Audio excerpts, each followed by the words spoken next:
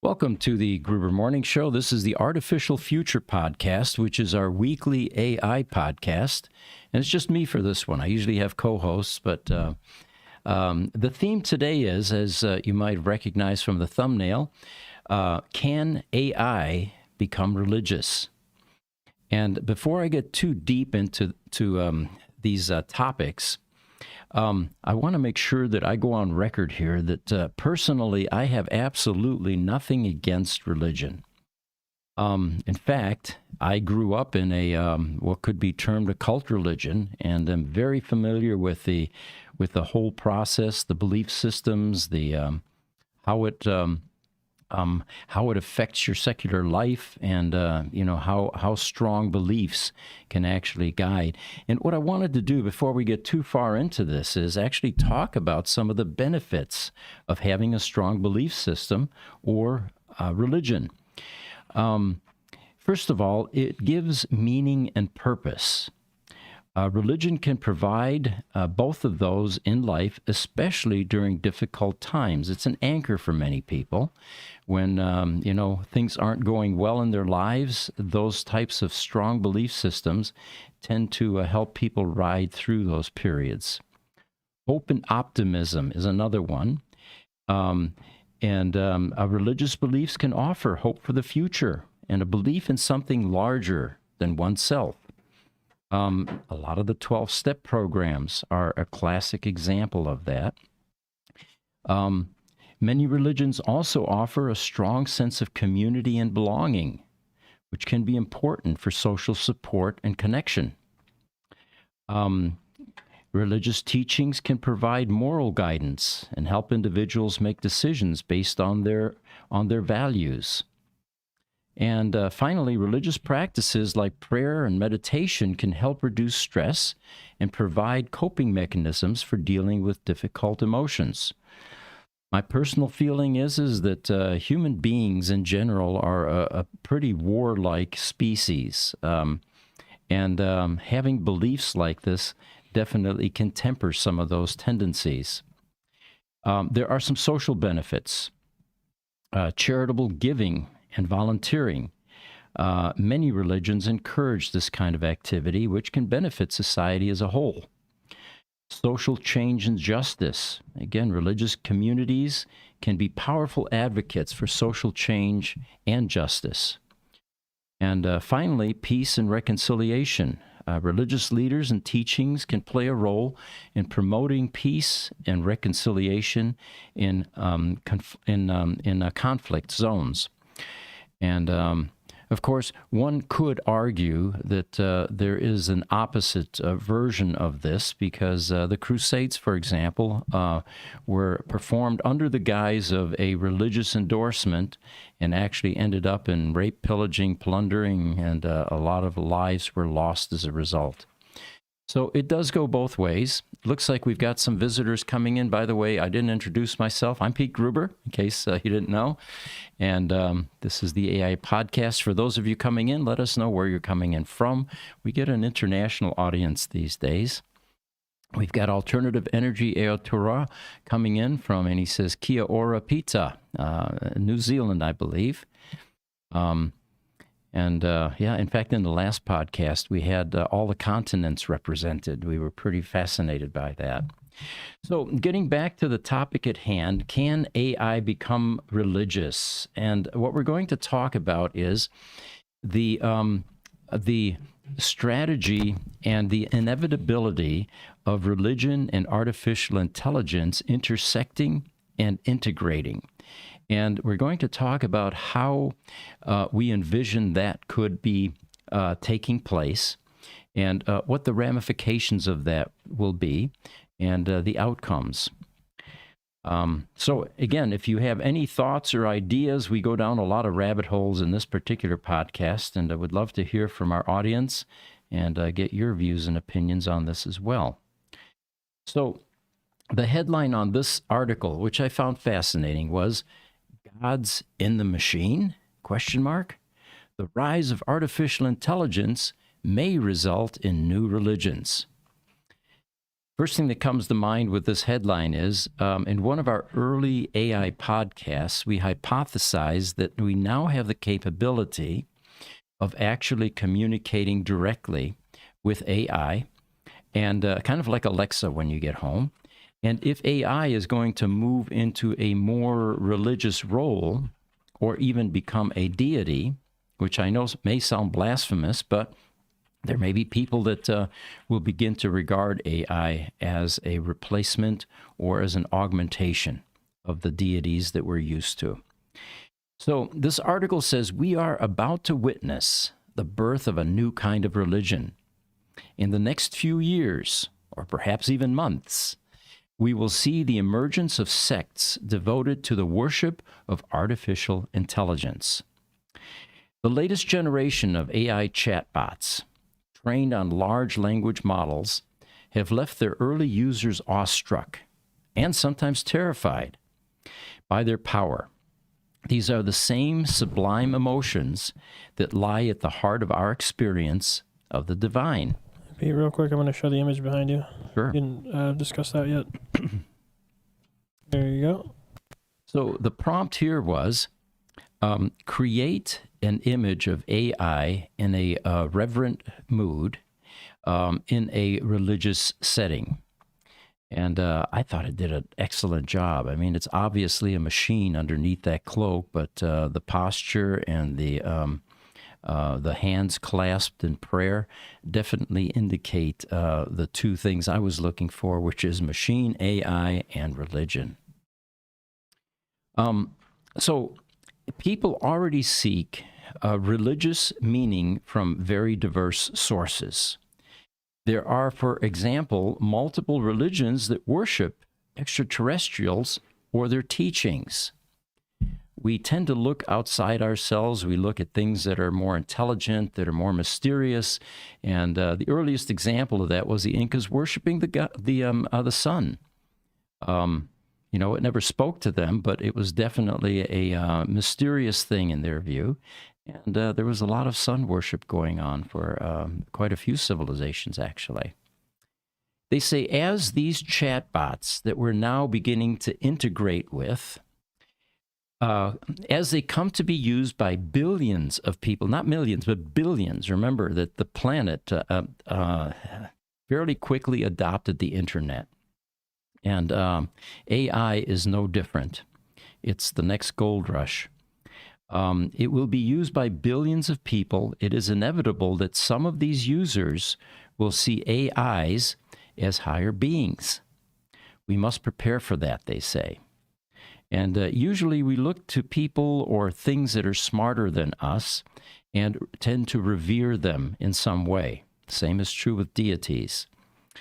We're going to talk about some of the attributes of AI and the stark similarities between AI and the deities that we're used to.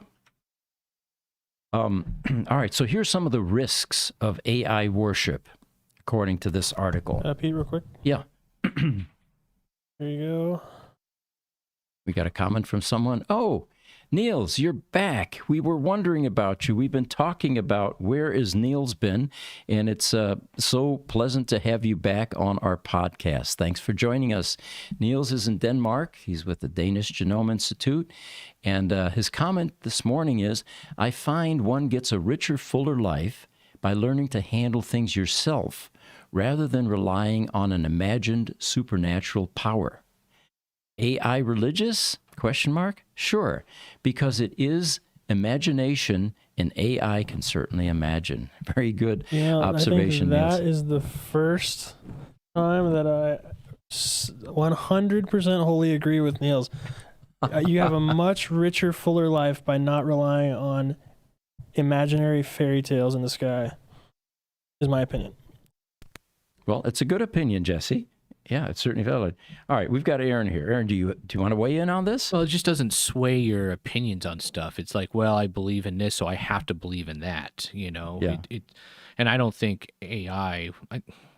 I think AI will start to see more of a scientific, more of a literal way around things, where humans who believe in a certain thing will go down that path because they feel like they have to, or that's just the way it is. And it isn't as well thought through as an AI entity, which has available massive data sets, much more complex than a human could ever juggle or draw conclusions from. So I'm with you on that one. All right. So let's take a look at something here. Generative AI that can create or produce new content possesses several characteristics that are often associated with divine beings like deities or prophets. Those are: it displays a level of intelligence that goes beyond that of most humans. Indeed, its knowledge appears limitless. You know, the thing that came to mind here, we've had spectacular repositories of information in the past. We go back to Egypt, for example. The library at Alexandria was one of the it is the largest collection in the world. Was, because it's gone. AI is even more potent than any of those repositories of information that we've had in the past. All right. Number 2, they say, AI is capable of great feats of creativity. It can write poetry, compose music, generate art in almost any style, close to instantaneously. Do you remember how long it took the masters to do some of these oil paintings? They'd work on them for weeks, months, years sometimes. AI will do it, well, within a few seconds on my PC at least, and I've got a slow PC.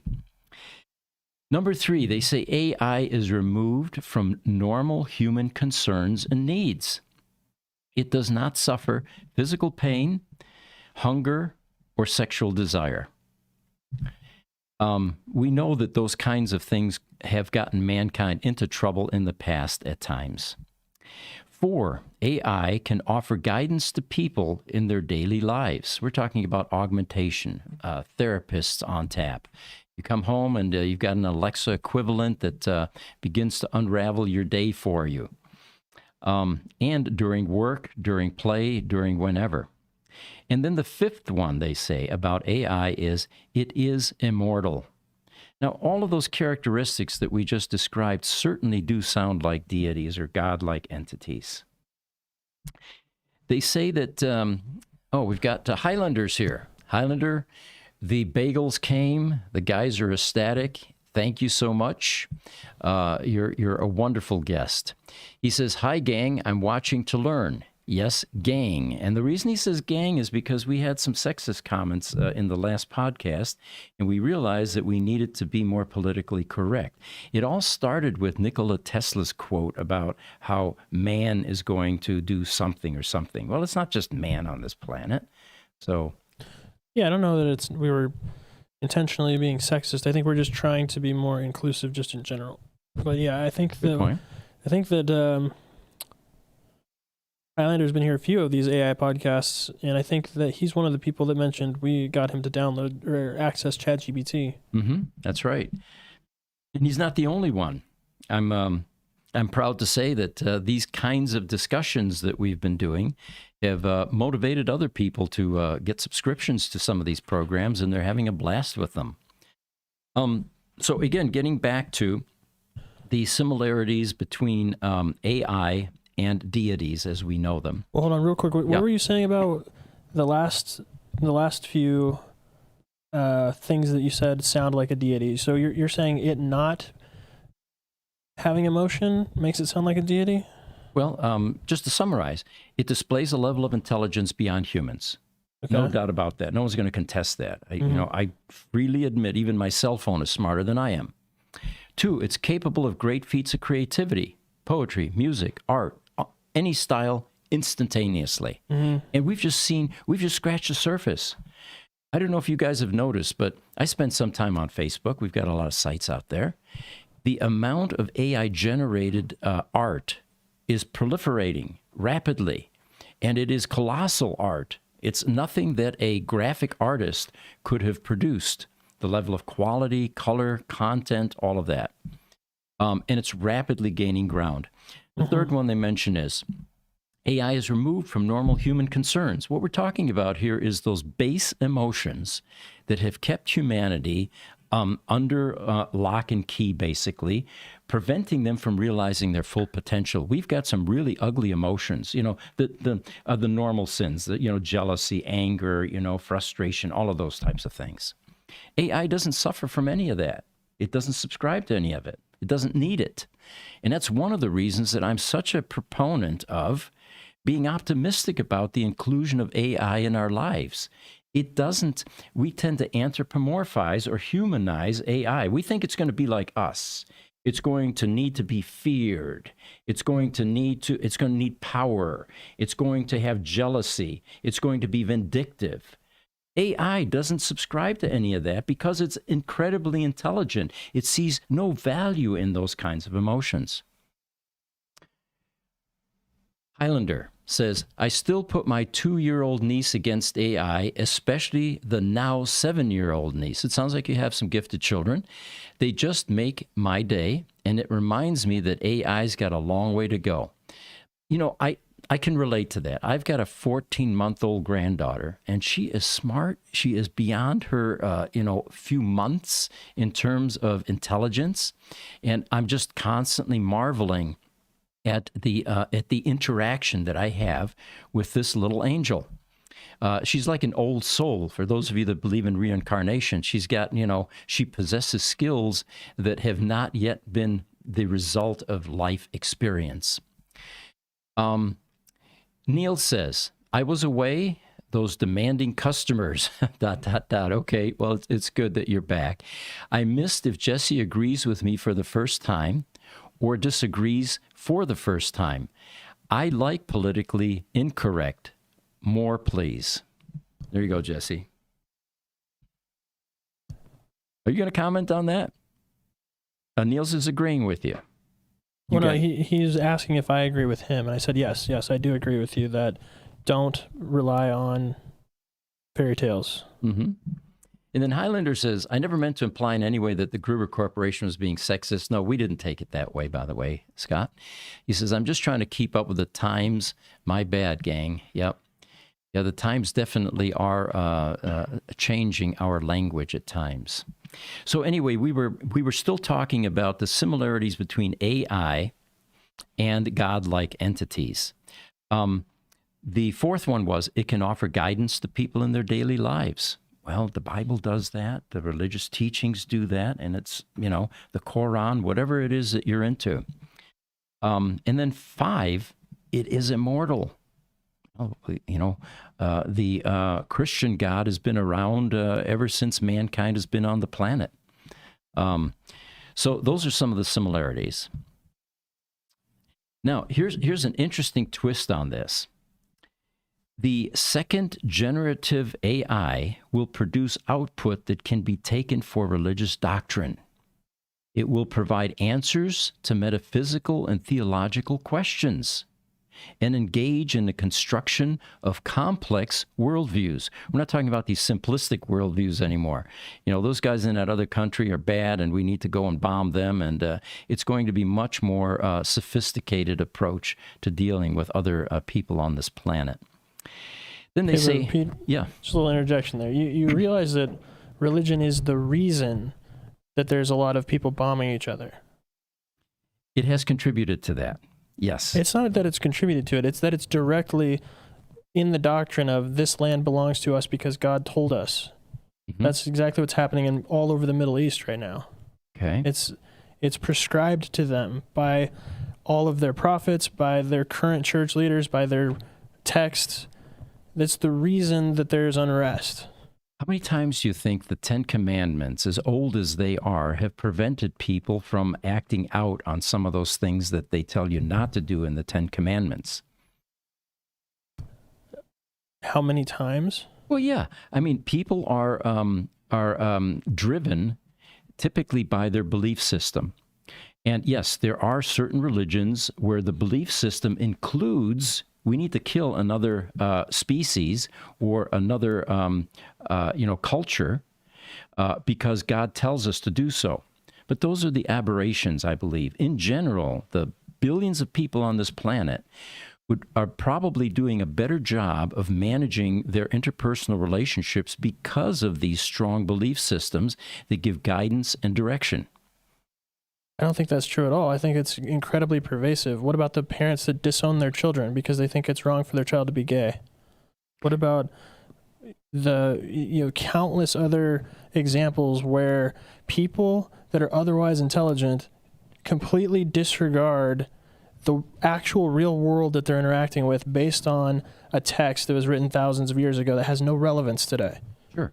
But what I'm talking about is generalities. I'm not talking about the outliers. I'm not talking about the... That's not an outlier, P. We just had abortion, for example, overturned in this country because we have a limited number of chief justices that think it's against God and that conception is where life begins, and that negates the choice of women. Right? This is a very current issue that impacts the entirety of the nation. It's not an outlier. Mm-hmm. Religion informs people on how they make decisions in their life. And based on all of the different decisions they make, go back to what would God say? What does the book say? It's not them interpreting the world in an intelligent way. Mm-hmm. Well, let me narrow it down a bit then. We work in a group, we work in some businesses here, and you guys know the majority of people that work here. Do you find that for the most part, the people that we employ here, the people that you rub elbows with, go out on breaks with, are fine, decent human beings that would not take another life because of a religious belief? If we're talking just about taking a life, that's one tiny aspect of what religion does to people's mentality. Mm-hmm. Okay. Give me some other examples then. Would they die for their religion? Or would they kill for their religion? If their back was against the wall, would they kill someone for their religion? Well, again, those in at least in the culture that we live in are the exceptions. Otherwise, the jails would be full. You know, how many people as you walk down the street are you concerned about that may feel that killing you is something that God has ordained them or told them to do? It's very rare.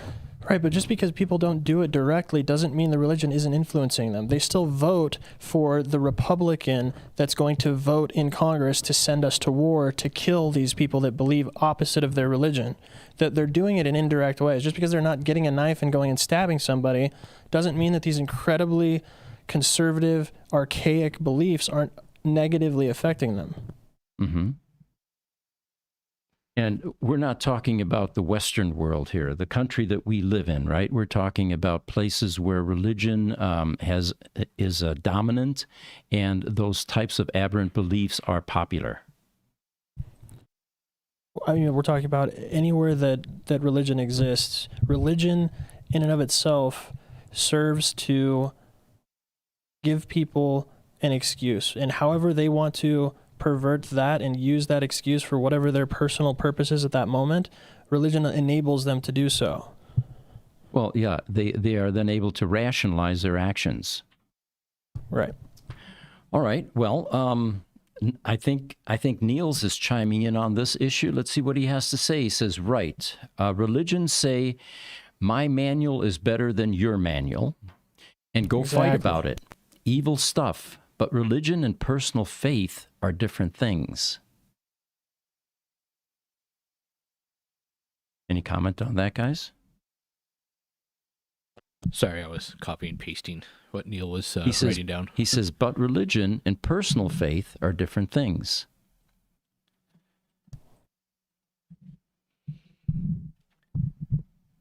Well, let me go to his next comment then. We'll think about that one. He says, altruism and good behavior is a natural instinct dictated by experience. Good point, Niels. We tend to learn what works and doesn't work. He says that elephants help buffaloes in trouble. The most tolerant humans are not religious usually. Okay, good point. I think where AI kind of ties into everything here is I think AI can help younger and future generations to realize how much negative impact religion has and those train of thoughts. I think God and AI can can coexist. You know, I just think we got to be a little bit more real about this than what we're currently seeing, like over in the Middle East. You know, Ukraine's different because it doesn't feel like it's, you know, religious. It's not a motivated. religious war. Yeah. Yeah. But I think, Whereas, you know, Hamas and the Israelites are. I mean, Hamas seems to feel entitled to kill, the Israelis. yeah, exactly. And I feel like once AI evolves a little bit more, and we distance ourselves away from older current generations, I think maybe both can evolve, and maybe we can actually see a decrease in some of these religious wars and violence. Well, assuming that AI is infinitely more intelligent than we are, and I think that's a fair assumption. It's going to continue to get that way. I personally can't see any logic in this kind of myopic, destructive process that some of these religions promote, because it is counterproductive to living in peace on this planet. I mean, that's truly where joy comes from. It's not going out and killing your neighbor or thinking about ways or plotting ways to annihilate that culture or, you know, the people around you. So I think that as AI begins to influence mankind more, and that's probably why the integration of religion and AI will be a positive result. But the problem though that we run into is that religion is specifically designed to protect against AI, and there's not doctrine or parts of the Bible that allow for integration. People see this, and we see this here at this place where we work, as you were mentioning, with some of the people here, that, you know, the things that are happening now are seen as the coming of the end, the mark of the beast, you know, whatever, you know, you want to take, whatever doomsayer take you want to have on it. It's a religion that generates a fear in people based on change and based on growth and based on technological advancement. People see that as negative because of the text, because of the religion that they believe. They're resistant to it because of that. That doesn't foster an environment that's going to allow for integration.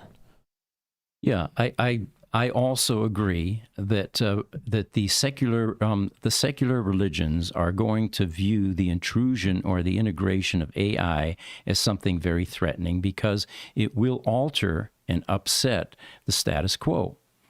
Religions don't like to evolve. They don't like to change, at least the secular religions. I mean, look at the Catholic Church with the traditions that have been around for centuries.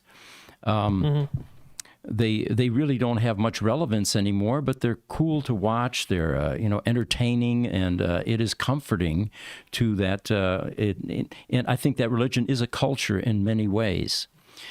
So yes, it's not going to be a open arms acceptance, but I think as people begin to continue to evolve out of religion, which has definitely been happening over the last century or two, and they begin to look for new belief systems. That is exactly what I think we should be promoting. Mm-hmm. Not integrating the existing religions, evolving beyond them and going more into spirituality and connecting with the wholeness of existence and the universe and technological advancements and how it's allowing us to understand the actual world that we live in, instead of living in the past thousands of years ago. That, I think, is a great message. Now, an abrupt shift, though, would not be possible in my mind, because there has to be a transition. There has to be a phase-in, phase-out period, because we're talking about uprooting a core fundamental belief system. And that's true, yeah. People have coping mechanisms. They have a lot of structure built around their beliefs. So that's the reason I talk about intersection and integration, rather than let's just drop religion and go right into AI. Besides, AI is not ready yet. I don't know if you guys have noticed, but we have some aspects of things that make it look like deity. Well, let's continue with this article here. It says, and this is one of the concerns in the article, not my idea, but they're presenting this. On top of this, generative AI may ask to be worshipped or may actively solicit followers. We have already seen such cases, like when the chatbot used by the search engine Bing tried to convince a user to fall in love with it. All right, bad example. Anyway, I disagree with this. We're talking about something that is infinitely more intelligent than us. What value to an intelligent being does people worshiping them have? Now think about that carefully. What's the payback? Why do they need that? Why does superintelligence need to be feared? Remember the Old Testament? That God wanted to be feared. I never understood. Why? Well, yeah, hey, you created us, You're our Father, right? Why do we need to fear? Now, respect, okay, I can go along with that.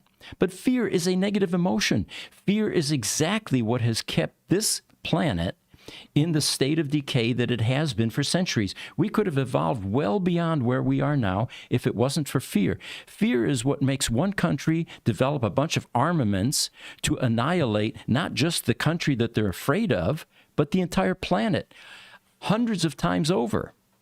We need to get rid of fear. All right. Then they say we should try to imagine what an unsettling and powerful experience it will be. It will be to have a conversation with something that appears to possess a superhuman intelligence and is actively and aggressively asking for your allegiance. Again, we're anthropomorphizing humans. Yeah, we might get off on power, money, anger, jealousy, frustration, all of that stuff.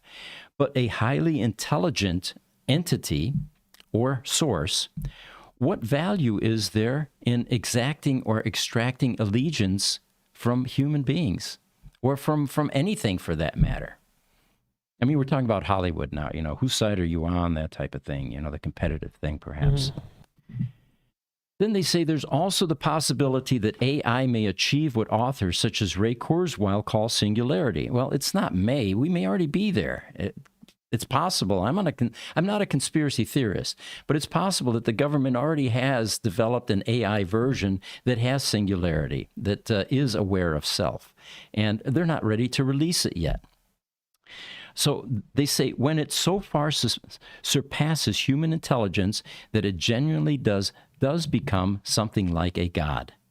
However, at this point, we cannot predict when, if ever, this could happen. Well, we're on our way. I can't imagine it won't.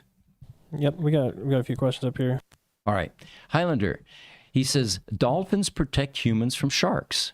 I know this from my submarine experience in the Bahamas, and we were amazed. The dolphins came to protect us from this tiny little 4-foot shark and chased it away.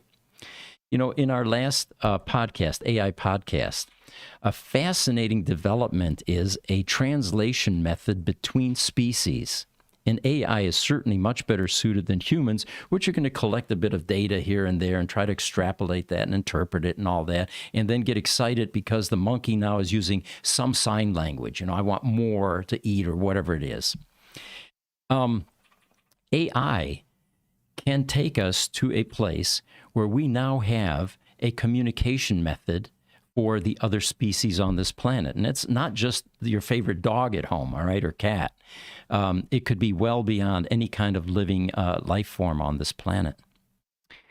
Robert North says, respectfully, what does all this have to do with Tesla cars and the best in fixing them, Gruber Motor cars? Please tell me, can AI prove how the pyramids were built and why? Well, Robert, we have a number of podcasts here, and thank you for joining us on this AI podcast, by the way, but this one was not designed to dive into either Tesla car repairs or Gruber Motor Company. And your question, can AI prove how the pyramids were built and why? I'm going to give a strong, resounding yes to that. It hasn't happened yet, but there's the possibility that those kinds of secrets will be revealed are definitely overwhelmingly strong. There's a lot of theories that come with the pyramids that scientifically can and have been proven, because we don't officially know, but theories and proofs of this is the possibility of how they built them. Some of them were like ramp theories. levitation, water transport, things like that. But you don't see any scientific data to back up a religious or like a UFO or alien species coming here. There's no scientific theory that actually proves that. Not yet, at least. Yeah. No, I agree with you. Getting back to this, I can't imagine that AI is going to have a need for some of these base human emotions that we find useful. Let's get to the questions. I think you're right, Jesse. They're starting to pile up here. Yeah, we got more coming in too. All right. Neil says, I mean, faith is personal and can be any belief in anything.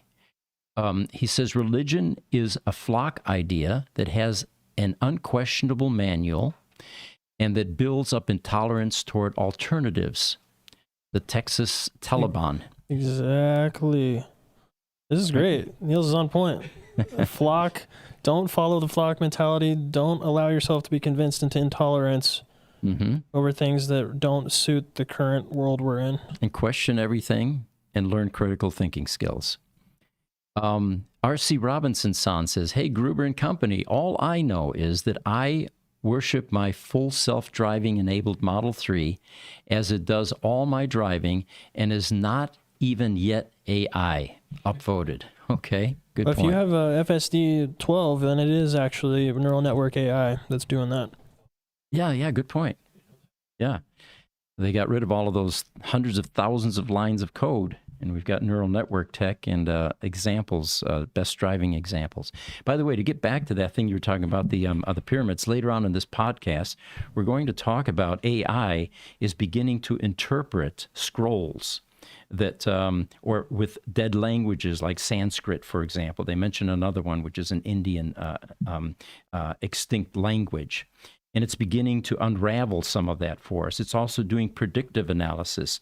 So if you have a scroll where a portion of it is burned out, it's able to, with high probability, guesstimate what those words were in that burnt out portion. Has it found Yes. new languages that we haven't been able to crack yet? Yeah, we'll get into that later. Cool. In fact, Elon is funding one of these types of efforts. $100,000. We got a few more. We got one from Michael Aldi up there. Okay, let's see. Highlander, he says, yes, orcas do too, but of course they are also dolphins. They even chase away sharks by dropping a dead shark in front of humans. When sharks smell shark blood, they all flee. That's interesting. That is interesting, huh? I had some people at the garage sale. Remember, I told you guys a few years ago, and they were selling tiger urine. And I thought, what the hell do you do with this? They said, oh, it's a great pest control. I guess those little critters recognize what a tiger's urine smell like, and if there's one in the area, they're not going to hang around. Highlander, he says, I agree with everything Pete is saying, and I seldom agree with anybody. Well, thank you, Highlander. And, of course, I love to hear inputs like we're getting. Michael Aldi is joining us. Hello, Michael. He says, any highly advanced technology is indistinguishable from the supernatural, in essence, magic. Good point, Michael. Galaxy Killer says, but AI is becoming a flock or cult-like idea where it's becoming a large group and community. He says, AI is becoming the situation of if you don't get on the bus, you will be left behind. That's true. You hear a lot of that rhetoric. And we're going to talk about that in a bit, too, if we have time here in this podcast. The impact that AI is having on business, and the predictions definitely are you need to get on board in order to survive. Galaxy Killer says, but AI is... that was it. Okay, Michael says... Michael Aldia, during World War II, the cargo cults would do military drills in hopes that the giant metal birds would drop supplies. Interesting. Highlander, just because I identify as a Roman Catholic does not mean I do what the church tells me to do what I do. I'm not going to tell your priest, Highlander. Neil says, dare I quote Frank Zappa? Go for it, Niels. Love to hear it. All right. So, AI reaching singularity. foregone conclusion in my mind. Love to hear from you guys. It's definitely on a trajectory that indicates that it may already be there, actually. So then they talk about the divine access and risks. AI-based religions will look different from traditional ones. Well, no doubt. I think the ritual will be removed. We're no longer going to need frankincense and Latin text or sermons, all of the clothing that goes along with it, the various robes and all of that. I think that AI religion will be a bit more contemporary. Let's put it that way. First of all, people will be able to communicate directly with the deity. Now, this was exciting for me because in one of the first AI podcasts we did, we hypothesized that if AI is godlike, it's all-knowing, it can guide your life, all of that, wouldn't it be cool now to have direct communication? And since AI is omnipresent, kind of like God, he can hear billions of prayers at a time. AI can also do this, of course, with strong enough NVIDIA chips and all that. We're going to have to get some more hardware, some more data centers. So we now have the ability to have direct communication. Now, unlike prayer, where it's a hope and a prayer that you're going to get heard and that and that something's going to result from that. In this case, you could have dialogue with a deity, with a godlike entity, and they may just say to you. I was going to say he may just say. I'm glad I didn't, but this deity may just say to you, Pete, what you asked for isn't realistic, and here's why. Why don't you rephrase that and ask for this, because that is attainable. And by the way, I'm going to show you how to do it yourself, so I don't have to give it to you or create the circumstances within which you will receive what you're asking for. But wouldn't it be cool to have direct access to a deity where you could have communication and conversation, a give and take, ask questions, get clarity? All right.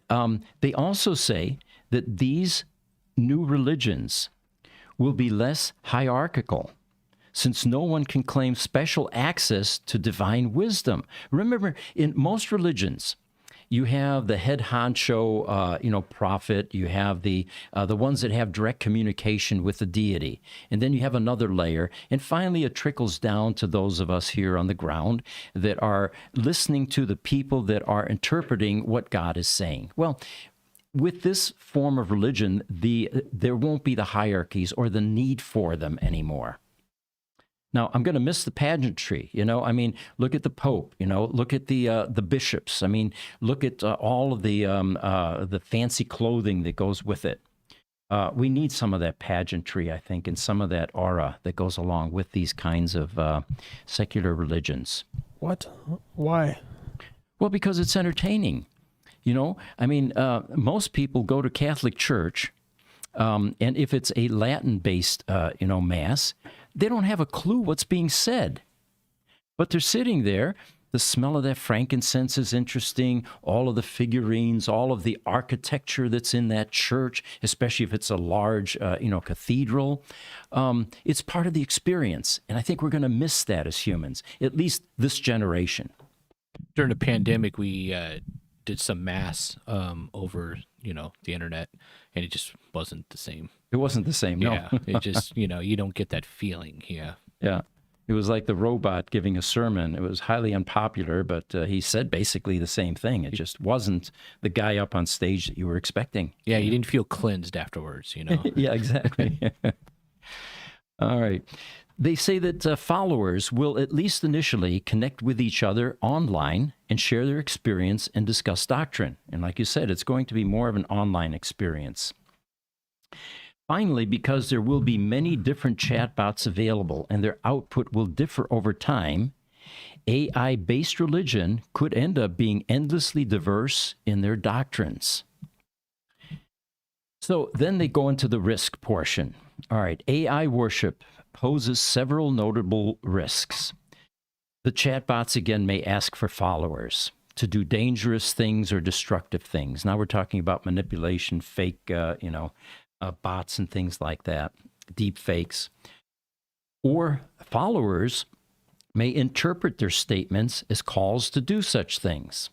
Well, again, once we're into an augmentation phase, if you're not listening properly to the augmentation that's telling you how to run your life, basically, or giving you therapy, it's aware of what you're doing, and it may just give you advice. So maybe that will take care of that.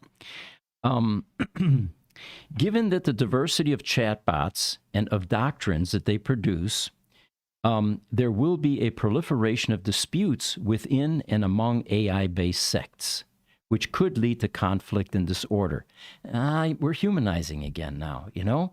I think that AI is going to be able to recognize what the other AI entities are doing, if there are multiples, and get some sort of a cohesion and make sure that the humans are, not going off the beaten path and staying on a common course. Wow, we're really getting into some deep topics here, aren't we? This is fun going down this rabbit hole. Then they say the designers of AIs could actively exploit their followers, right, to provide sensitive data or to do things that would benefit the bot's designers. Now we're back to these human traits.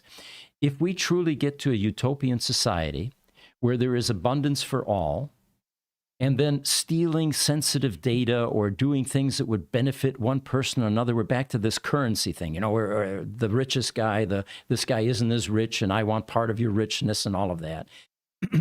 With this utopian society where there's no longer a need for things like this, I can't imagine that kind of crime would take place. Why would you take somebody else's stuff if you have plenty of your own and you can get all you want? It just doesn't make any sense. It's like, robbing a bank when you have access to all the money in the world. All right. Well, you guys have gone quiet on me over there. Let's see if there's anybody chiming in. There are. Galaxy Killer. He says, AI is taking over and sounds like a religion to me in its own way. Good point, Galaxy Killer. DJVIP510 says, love the Gruber brand. Thank you. Smuggler says, sent a gift on TikTok. Again, thank you. Galaxy Killer says, religion, faith, biblical teaching, and church organizations are not all one and the same. A lot of people confuse those together and combine them in the wrong way. Galaxy Killer also says, I disagree with hierarchy. The Bible removes the hierarchy of man and provides Jesus as the gateway to God. The Bible speaks against the Pope-like or human higher deity authority. All right? And then Niels is chiming in, I'm sure that there will never be a dialogue with a deity, but rather a dialogue with a chip. A hardware personal consultant, sure. The best way out of a crisis is to figure it oneself and be stronger then. To figure it out yourself, basically. Good point, Niels. I did it again. Niels. When Niels first started to join our podcasts, my ex-father-in-law's name was Niles. He was from Norway. And I just assumed that being in Scandinavia, that would be pronounced Niles. So that's the reason I've been doing that, Niels. All right, then they talk about regulating religion. These risks are real. They will require a careful, responsible regulation to ensure companies are not deliberately exploiting users and ensure that AI worshipers are not being told to commit acts of violence. All right, we've got a whole bunch of danger-based language here and need for regulation.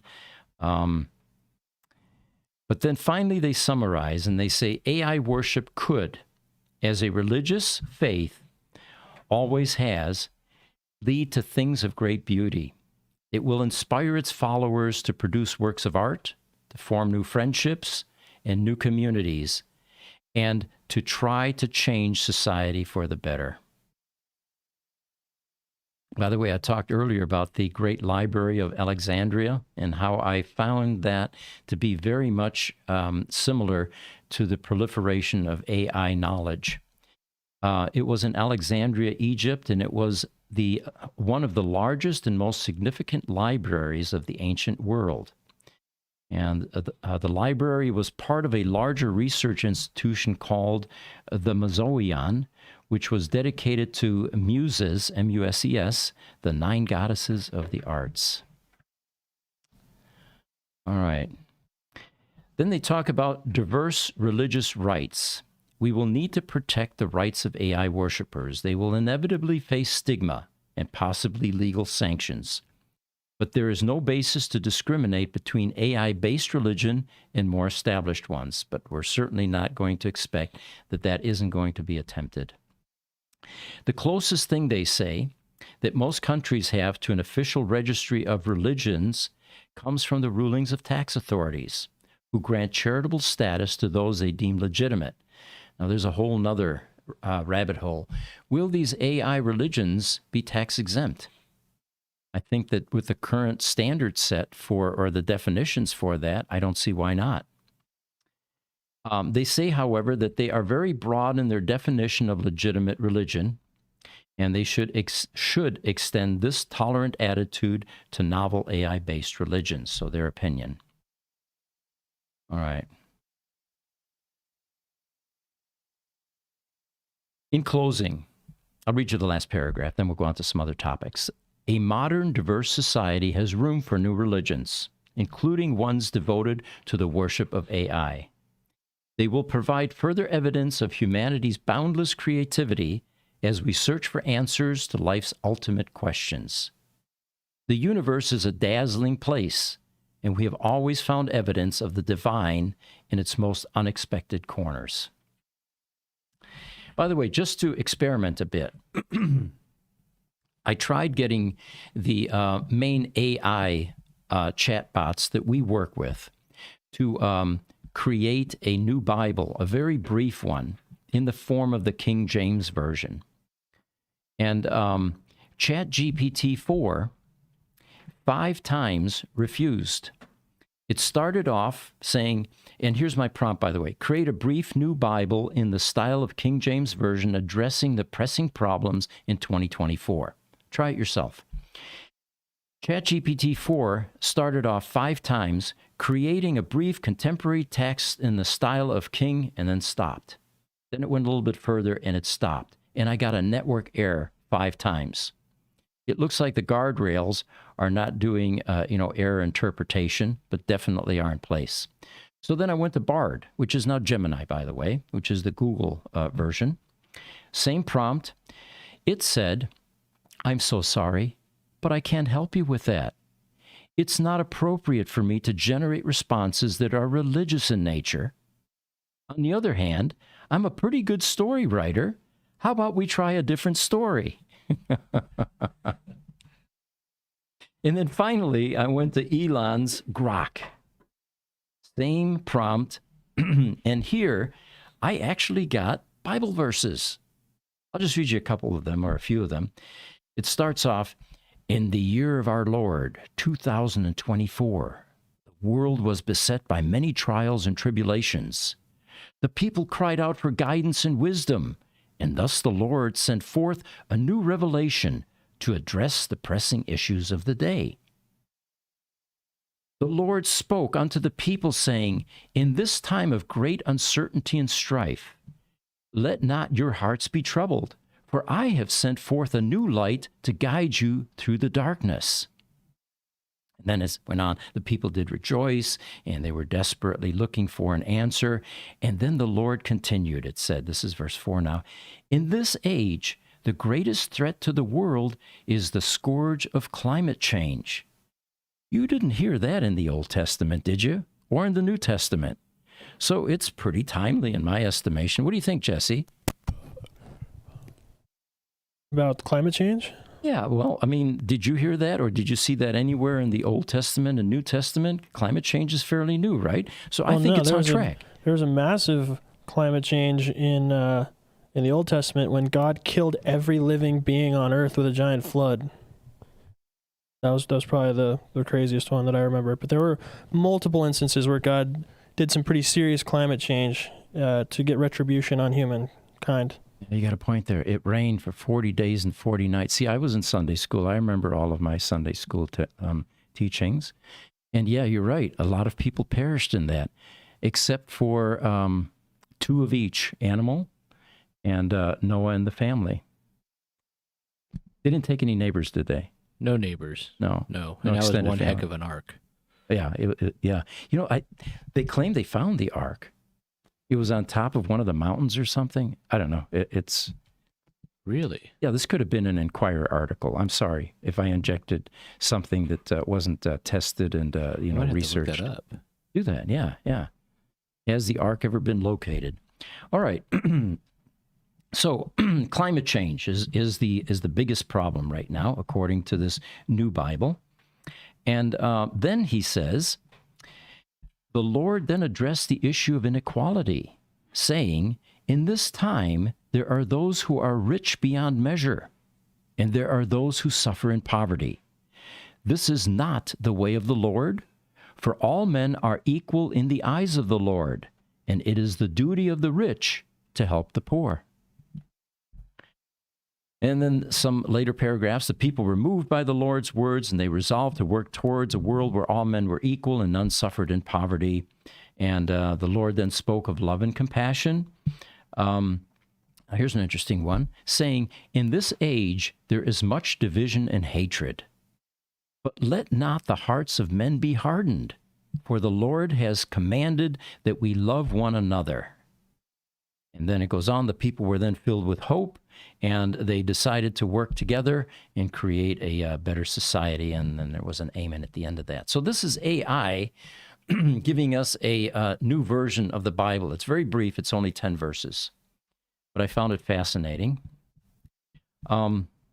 Noah's Ark has not been found. It's not been found. Okay. No, they said that there's a lot of claims and theories over the years, but there's no archaeological or scientific evidence to support the existence of a massive wooden ark that housed pairs of all the world's animals during the global flood. It's kind of hard to find something that doesn't exist. Yeah, well, okay, Jesse. Got a picture here, Jesse. It's 2024-0210, and it is the scrolls being interpreted by AI. And so anyway, Elon Musk Foundation is supporting the Vesuvius Challenge. It's a project that aims to recover ancient texts. The Vesuvius Challenge is a project that is recovering 2,000-year-old collection of scrolls called the Herculaneum Papyri. Is that right? And the collection of scrolls is the most extensive. Here you go. It's coming up. From the Greco-Roman world. There we go. Yes. Recently, 3 people won this challenge award, which has a grand prize of $700,000 after deciphering 15 columns of a single scroll from the collection. Now, these are scrolls, apparently, that were flash fried by the eruption of Mount Vesuvius in 79 AD. And what AI has been able to do is actually extrapolate out missing portions and make suggestions about what those phrases might have been. And they claim a lot more scrolls that are going to be uncovered. They excavated some of these scrolls from the Villa of the Papyri. Sounds like it's Italian. Got to be Mount Vesuvius, right? The scrolls were discovered in an Italian, in an Italian countryside villa, which was buried by the eruption of Mount Vesuvius, the same one that hit Pompeii. According to Bloomberg, 800 Herculean, I'm going to let Jesse say that, papyri scrolls have been recovered from the villa. But historians believe that there could be thousands or tens of thousands more, giving us a glimpse into this ancient world and with AI assisting. Pretty cool. All right. We've got a few other things here. I still got some questions up here, too. All right. Grab those first. Highlander says, for me, it's more of a social thing. I've never went into any house of worship. I did not feel better going out than I went in. But those are my life experiences. Neil says, no, Zappa is too harsh for this gentle forum. Right, yeah, I looked up some of his religious quotes. They're pretty good. Well, they are. And we're talking about Frank, right? Mm-hmm. All right, Michael Aldea says, what if AI thought humans are useless? Now you're talking like Jesse, Michael, and he's going to chime in here in just a second, I guarantee you. But he says, what value would we bring to AI that would want to it to keep us around? All right, Jesse. I mean, there's a lot of humans that think humans are useless. We're useless. Yeah, good point. Very true. Yeah, I mean, no, I don't think that it's going to think we're useless. I just think it's going to be unconcerned with us. It's going to be far beyond even considering us. Now, that I agree with. I think that we are inconsequential. I think we're a novelty. I think that I'm not sure what kind of emotions AI will eventually have, but I would say they're going to be highly evolved if it has any. And finally, let's remember, there is no competition for resources on this planet. Once AI begins to really take hold, it doesn't need to be here. It will find its own energy sources. So the fact that there's some humans here, I don't think is going to make it feel like there's competition and that we need to be annihilated, like some of the other cultures have decided to do when there were a scarcity of resources. All right, here's an article. We are nearing the AI singularity event, which is expected to catapult our economy to unprecedented growth. Well, there's no doubt about that. An estimated $15.7 trillion will be generated over the next decade alone. Even more shocking, economist Robert Hansen says that the economy could double in a matter of months or weeks. And from that growth will emerge a new wave of millionaires. Now, here we are back into the collecting marbles, need. I predict currency is going away, folks. We're not going to need it. This barter method of trading dollars or whatever the currency is a temporary manifestation. And as we get to an age of abundance, it will be unnecessary. In the meantime, let me hold on to all the currency you don't need. Does that mean capitalism will be gone? Well, it's going to drastically alter everything that we understand and have become familiar with. It's happening rapidly. The trick is going to be to adapt and not let it overwhelm us, or feel threatened by it. Embrace it, in other words.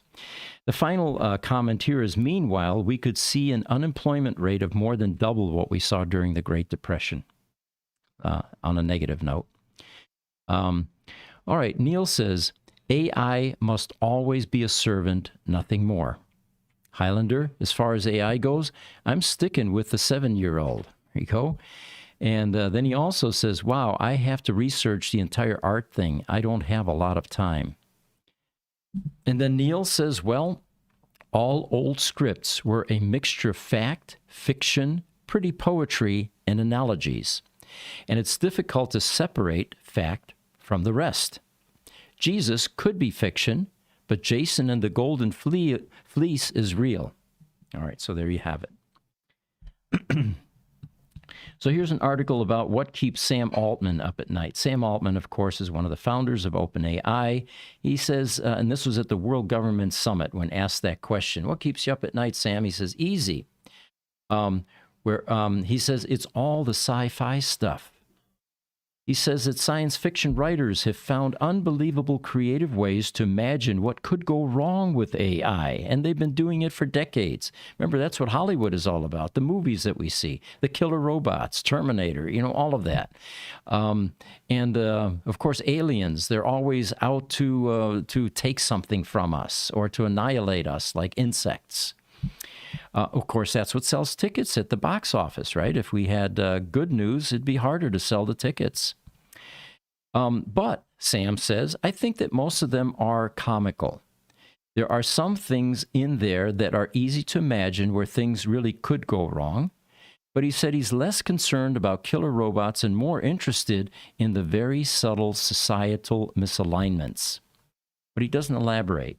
The only definition I could come up with was the easiest way to avoid societal misalignment is to not explicitly build systems that are socially misaligned by deliberate design. So we'll have to wait until Sam tells us a bit more about what he means by that. His conclusion is, and this was important to me, despite the broader fears that keep him up at night, Altman says that he believes that things will go tremendously right, that he said that is what gets him up every morning. Altman also says, remember the first cell phone? It had a black and white screen. It could only display numbers. He says, well, maybe you don't. But he says, compare that to the current model of ChatGPT. In other words, it has infinitely more capabilities than what we're using now. And at this point, I probably need your brick phone that you guys have over there on a shelf somewhere. That's all right. I think they can visualize or they can imagine what we're talking about. He says we're at this barely useful cell phone stage, and where he made a virtual appearance at the World Government Summit. He said that is why the company needs to push forward with bigger and better models of this technology, using the evolution of the mobile phone as a parallel. He said eventually they want to deliver an iPhone model. All right. And by the way, OpenAI is working on the next large language model. Let me see if I can get that here. And it's a ChatGPT 5, of course. And he says it's going to be smarter than ever. Each model gets smarter. The technology that people use to access AI like ChatGPT will continue to improve. All right. And he's asking the world to be patient. In an ideal world, Altman says that he would like people to experiment with the technology as it's being created and then add regulations as things go wrong. In other words, experiment first, regulations later, as we learn what the pitfalls might be. He does also say that these large language models are going to solve the biggest questions in science. All right, so here's some quotes from the industry. And this is from Jensen Huang, who's the NVIDIA founder and CEO. He says, AI will make it possible for the internet to directly engage people in the real world through robotics and drones and little machines that will do smart things by themselves. The little machines reminds me of the nanobots that may be coursing through your cardio system soon. Here's one from Eric Schmidt, the executive chairman of Google, Alphabet Google. He says, the Internet of Things is about creating a smarter, more connected world where devices can communicate with each other to make our lives easier and more efficient. Jeff Bezos, in today's era of volatility, there is no other way but to reinvent. The only sustainable advantage that you can have over others is agility. That's it. Because nothing else is sustainable. Everything you create, someone else will replicate. I think there's a hidden message there to the artists and the musicians that are attempting to copyright works, and everything can be replicated, and better, of course. All right. Talking now about digital transformation. While it isn't a one-app solution, it's a must-have. Organizations and governments around the world have a digital transformation imperative like never before, and many of them are accelerating their plans for a digital work form environment. And that's according to Mark Benioff, founder and chair of Salesforce. We're talking now about the Industrial Revolution number 4. According to Alexander de Croo, he says Industry 4, which is what they're calling it now, isn't going to just change manufacturing. It's going to completely disrupt it. In the not-too-distant future, if you aren't part of Industry 4, you won't be in business. Now here's one from Jack Ma, founder and executive at Alibaba Group. He and Elon Musk had a debate at one point in time, which keeps popping up. It was kind of an interesting one for those of you that haven't watched it. But you began to see the differences between the two entrepreneurs. He says, Jack Ma, the most important thing is to make the technology inclusive, make the world change. Next, pay attention to those people who are 30 years old, because those are the internet generation. They will change the world. They are the builders of the new world. All right. Here's one from Bruce Schneier. Don't know who this is, but he talks about the Internet of Things. He says the Internet is no longer a web that we connect to. Instead, it is a computerized network and interconnected world that we live in. This is the future that we are calling the Internet of Things. And Nicholas Negroponte says, like air and drinking water, being digital will be noticed only by its absence, not by its presence. All right, and then here's Pierre Nantameni, CEO of Accenture. He says, digital is the main reason that just over half of the companies on the Fortune 500 have disappeared since the year 2000. Again, being able to adapt. And then finally, any skilled engineer can take control remotely of any connected thing. Society has not realized yet the incredible scenarios that this capability creates, according to Andrei Kudelsky. All right. Any questions there? Highlander says, Mother Earth will determine all. Good. Highlander, we went over the 1 hour YouTube mark. We did. Feel free to send your money to Highlander. Okay. We've got a few more things here that we could cover, but I think our audience is right. We've run over an hour. Again, we appreciate everybody chiming in. These are far less structured, far less scripted. They're impromptu at times, and as you've noticed, we get people chiming in, not just the audience, but our social media team back there also has some strong opinions on things. The goal of this podcast is to educate, edify, and take some of the stigma off of AI. It's not anything to be feared. And even if it was, it's going to happen anyway, so you might as well go along for the ride. With that note, I'm Pete Gruber. We'll see you next week.